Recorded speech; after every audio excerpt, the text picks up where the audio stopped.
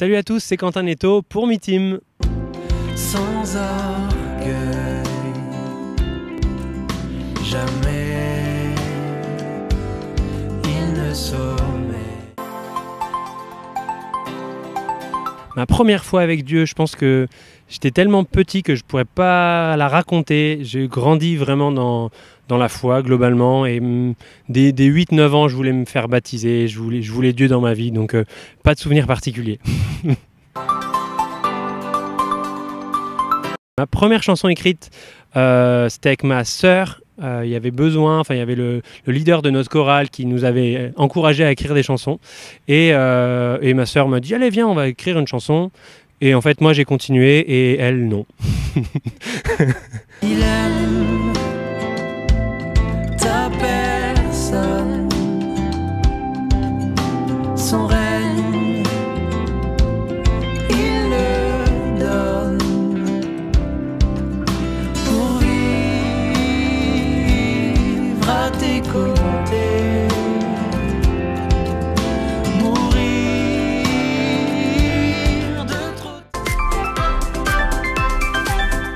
Ma première scène en tant que Quentin Netto, je dirais sûrement la sortie de mon premier EP dans mon ancienne église à Saint-Dizier. On a fait une release party pour l'église qui m'a vu grandir et me développer en tant que conducteur de louanges. Premier jour de confinement. Alors, qu'est-ce que je pourrais dire là-dessus? Faut que je me remette un peu. Premier jour de confinement, c'est en fait mêlé à une arrivée sur Paris, parce qu'on venait d'emménager à Paris avec ma femme, et un peu pour une nouvelle saison, et c'est un peu genre tout ce qu'on imagine de possible sur Paris, et maintenant c'est dans ton salon pour 3 mois. Donc voilà, c'est ça le confinement, c'est plein de rêves, et en même temps rien qui se passe, et en même temps tout qui se passe. C'était ça qui était un peu fou au final. Ouais. Premier sentiment de réussite, je dirais la sortie de mon EP. En fait, quand tu as ton petit CD là entre les mains, c'est un 2 titres, mais avec voilà, c'est vraiment mes débuts, mes premières expériences en studio pour moi. Et voilà, c'est vraiment une belle fierté. Là, on est bien là à ce moment-là. Je suis un habitué de MeTeam. En fait, je l'ai fait plusieurs fois. La toute première fois, je jouais pour un conteur africain qui s'appelle Chic Polite. Et je jouais au bord du lac, les pieds dans l'eau, il y a une tempête de vent à ce moment-là. Et je me souviens particulièrement d'avoir une aiguille de pin qui est venue se planter dans mon œil pendant que je jouais.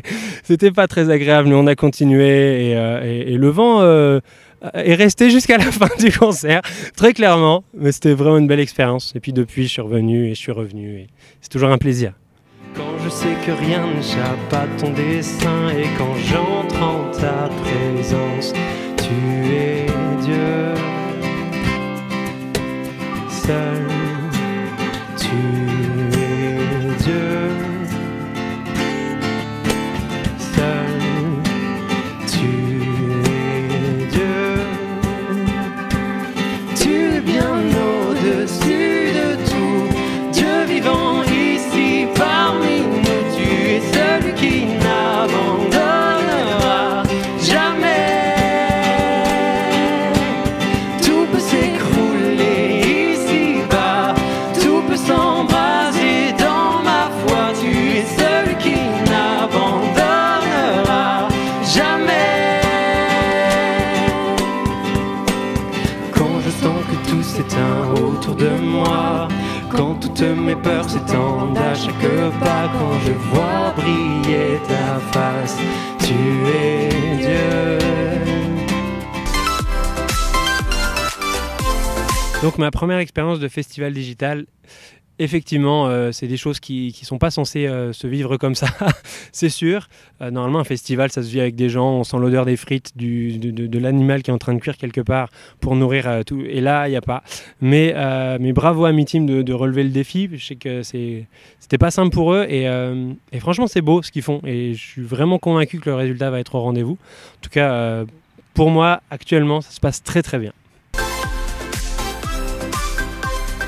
Le dernier mot.